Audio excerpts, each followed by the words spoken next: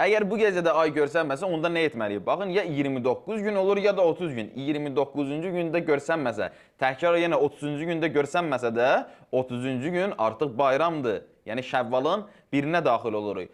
Bayram namazı vacibdir? Xeyr, vacibdir, amma savabı çoxdur. Qadınlar da bayram namazı qıla bilər? Bəli, bilər, əlbəttə ki, olar. Bayram namazını evdə də qılmaq olar? Bəli, olar. Bayram namazına qədər və yaxud da zöhr azana qədər oruç tutmaq varımızdır? Xeyr, belə bir şey yoxdur. Ölən şəxsə Yasin, Quran oxuyurlar. Axı, Quran diri üçündür, ölü üçün deyil. Qəbristanlığa gedir bu işi görürlər bayramlarda, cümə günlərində və s. Baxın, hər bir şey ki, savabdır, xeyirli bir əməldir, onun savabını ölən şəxsə hədiyyə etmək olar. Bir şəxs bir kitab yazıb, ölür, dünyasını dəyişir. Əgər o kitab xeyirli bir kitabdırsa, ona savab gedir.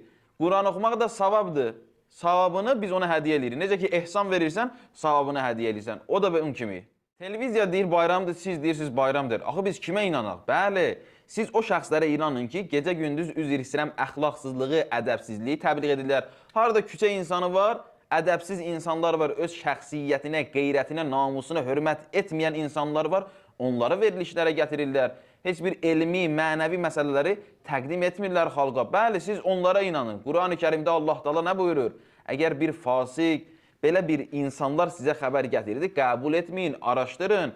Siz də gecə-gündüz bunları bizə təbliğ edirlər. Sonra deyirsiniz ki, televiziya deyib bayramda. Əgər fitrə zəkatı ilə bağlı 20 neçə sualınıza cavab tapmaq istəyirsinizsə, onda səhifəmizə daxil olub bu 5 posta mütləq baxın. Bayramınız mübarək olsun.